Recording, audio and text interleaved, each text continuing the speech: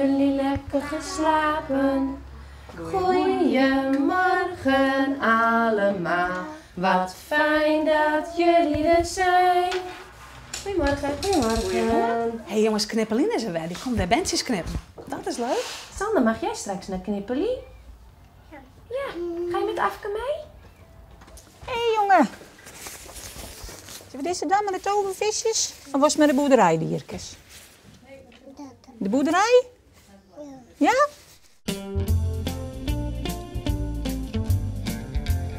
Dat komt weer op de filmpjes, dat? Dan neem je al een briefje mee, jong Sander, dus Knippeline weet al precies wat er gebeuren moet. Het regent. Hey. Ja. Moet er nou net vies? Nee, maar doe maar eens kind van je.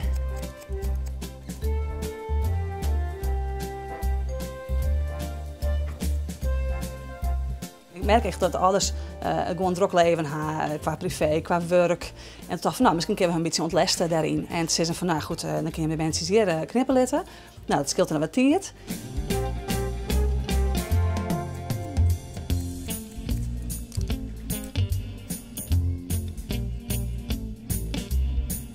Wat gebeurt er allemaal, hè?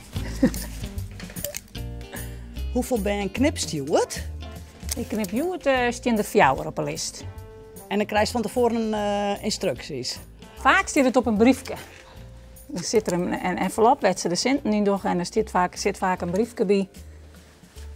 Hoe ze het hier graag gaan willen. En Anne-Jet, haar ouder, zei ze altijd van, doe maar wat leuks. Toch, Anne-Jet?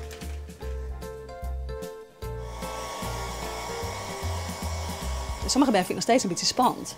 En daar maken we natuurlijk wel de tijd van nemen. En daardoor werk ik op een speelse manier met Beatrice Goort en alle bandjes om hen heen. En de liedjes erbij. Dus dat gaat heel goed. Maar de meeste band vindt het wel heel erg leuk. Ik omdat Knippeline het gewoon heel goed doet.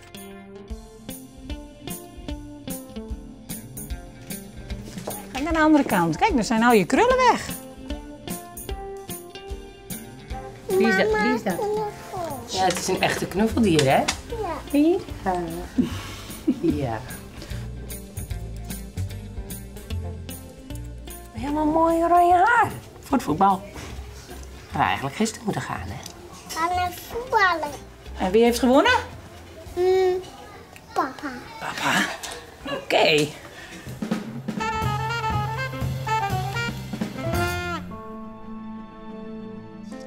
Vanaf begin 1800 had onze familie hier uit Burken. Altijd melkveehouderij hebben we hier gehad. En zo hebben wij het ook van ons heide meegenomen. Dat was mijn passie, dat was mijn leven.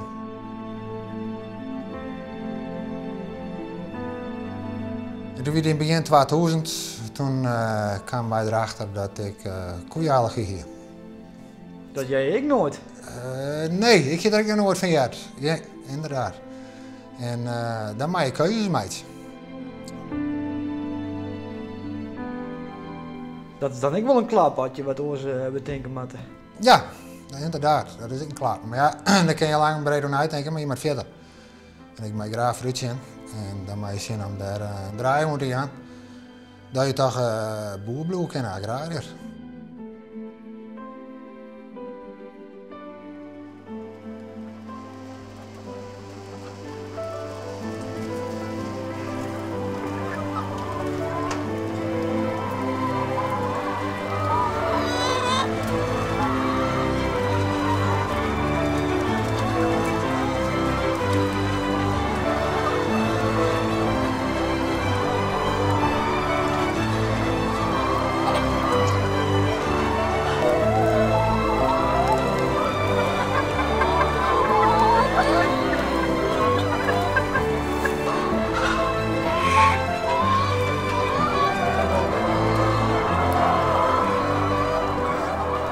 Maar dit is heel wat oors.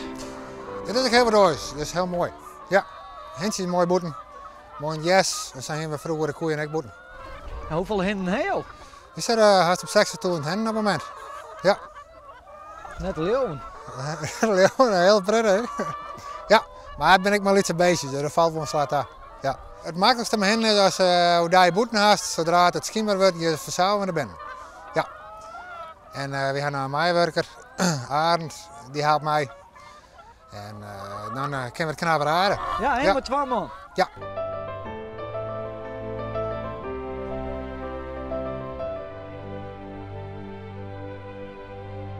De hen die lezen het aai in het nest. En dan vanuit het nest rolt het op een baan. En die baan die komt weer in het hok. En daar hebben ze weer sorteerd. We ze weer op tray zetten, we ze op een pallet zetten. En dan gaan ze voor consumptie weer voort.